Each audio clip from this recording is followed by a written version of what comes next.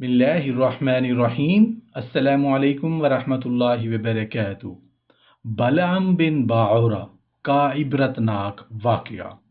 بنی اسرائیل کا ایک بڑا عالم اور مشہور مقتدی علم و معرفت کے اعلیٰ معیار پر ہونے کے باوجود دفعتاً گمراہ ہو گیا۔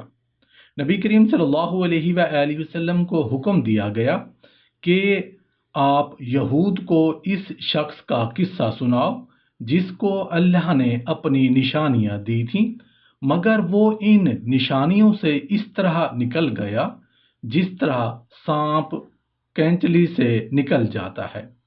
ائمہ تفسیر سے اس بارے میں مختلف روایتیں مذکور ہیں، جن میں زیادہ مشہور اور جمہور کے نزدیک قابل اعتماد وہ روایت ہے جو ابن مردویہ کے حضرت ابن عباس نے نقل کی ہے۔ اس روایت میں اس شخص کا نام بلعام بن باعورہ آیا ہے اور بعض نے بلعام بن باعر نام بتایا ہے۔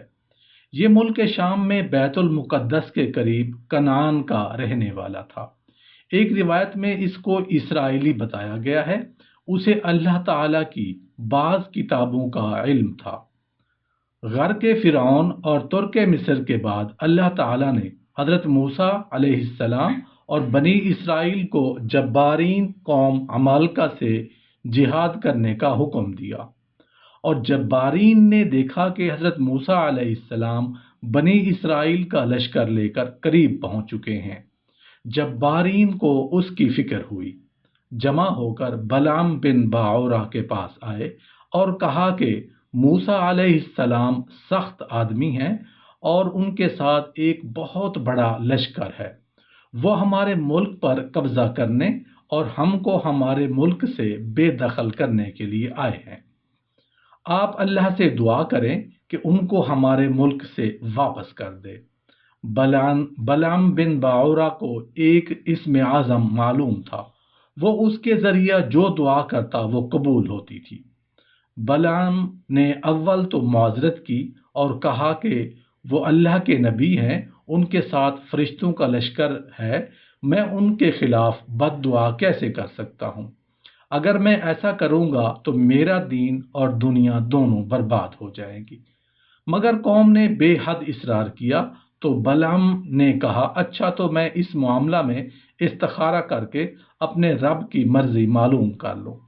اور اس نے استخارہ کیا۔ استخارہ میں معلوم ہوا کہ ایسا ہرگز نہ کرنا۔ اس نے قوم سے کہا کہ مجھے بد دعا کرنے سے منع کر دیا گیا ہے۔ اس وقت جبارین نے ایک بہت بڑا تحفہ بلعام کو پیش کیا، اس نے قبول کر لیا۔ اس کے بعد جبارین کا اصرار بہت زیادہ بڑھ گیا۔ بعض روایت میں ہے کہ اس کی بیوی نے مشورہ دیا کہ رشوت قبول کر لیں اور اس کا کام کر دیں۔ بیوی کی رضا جوئی اور مال کی محبت نے اس کو اندھا کر دیا۔ اس نے حضرت موسیٰ علیہ السلام اور بنی اسرائیل کے لیے بد دعا کرنی شروع کر دی۔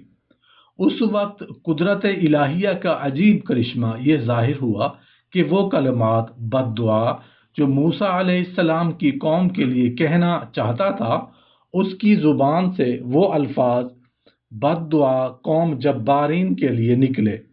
جبارین چلا اٹھے کہ تم ہمارے لیے بد دعا کر رہے ہو۔ بلعام نے جواب دیا، یہ میرے اختیار میں نہیں ہے، میری زبان اس کے خلاف پر قادر نہیں۔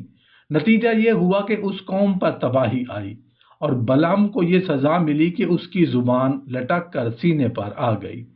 اب اس نے جبارین سے کہا، میری تو دنیا اور آخرت تباہ ہو گئی، اب میری دعا کی قبولیت سلب کر لی گئی، لیکن میں تمہیں ایک تدبیر بتاتا ہوں جس کے ذریعے تم موسیٰ علیہ السلام اور اس کی قوم پر غالب آ سکتے ہو۔ وہ یہ کہ تم اپنی حسین لڑکیوں کو آراستہ کر کے بنی اسرائیل کے لشکر میں بھیج دو اور ان کو یہ تاکید کرو کہ بنی اسرائیل میں کوئی بھی ان کے ساتھ جو کچھ بھی کرنا چاہے منع نہ کریں۔ بلعام بن باعورہ کی یہ شیطانی چال ان کی سمجھ میں آ گئی اور اس پر عمل کیا گیا۔ بنی اسرائیل کا ایک بڑا شخص جس کا نام شمعون بن یعقوب بتایا گیا ہے، جو حضرت موسیٰ علیہ السلام کے لشکر کا سپہ سالار بھی تھا، اسے ایک عورت بہت پسند آئی۔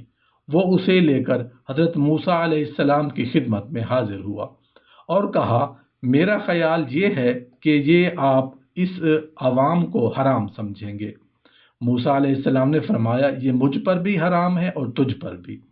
اس نے یہ بات سنتے ہی قسم کھا کر کہا کہ میں آپ کی اطاعت نہیں کروں گا، اور اپنے خیمے میں لے جا کر فعل بد کا مرتکب ہو گیا، جس کا نتیجہ یہ ہوا کہ اللہ تعالیٰ نے بنی اسرائیل میں طاعون بھیج دیا، جس کے نتیجہ میں 70,000 آدمی ہلاک ہو گئے۔ بعد مفسرین نے امیہ بن سلط کا نام لیا ہے، جو نبی کریم صلی اللہ علیہ وآلہ وسلم کے زمانہ میں موجود تھا۔ کتے کے ساتھ جس شخص کو تشبیہ دی گئی تھی، یہ وہی شخص ہے جس کا ذکر سطور بالا میں ہوا ہے۔ اللہ نے اس کو جو علم معرفت عطا کیا تھا، اس کا تقاضا یہ تھا کہ اس رویہ سے بچتا جس کو وہ غلط سمجھتا تھا، اور وہ طرز عمل اختیار کرتا جو اسے معلوم تھا کہ صحیح ہے، لیکن وہ دنیا کے فائدہ، لذتوں اور آرائشوں کی طرف جھک پڑا۔ خواہشات نفس کے تقاضوں کا مقابلہ کرنے کی بجائے اس نے ان کے آگے سر ڈال دی۔ دنیا کی حرص و طمع سے بالا تر ہونے کی بجائے وہ اس حرص اور طمع سے ایسا مغلوب ہوا کہ ان تمام حدود کو توڑ کر نکل بھاگا جن کی نگہداشت اس کو خود کرنی چاہیے تھی۔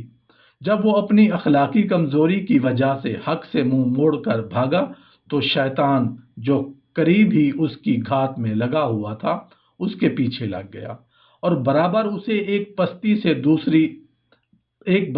دوسری بستی میں دھکیلتا رہا، یہاں تک کہ ظالم نے اسے ان لوگوں کے زمرے میں پہنچا کر ہی دم لیا جو اس کے دام فریب میں پھنس کر پوری طرح اپنی متاع و عقل اور ہوش گم کر چکے ہیں۔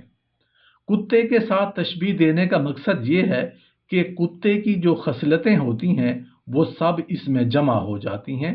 کتے کی ہر وقت لٹکتی ہوئی زبان، ٹپکتی ہوئی رال، نہ سمجھنے والی آتش حرص، کبھی سیر نہ ہونے والی نیت کا پتہ دیتی ہے۔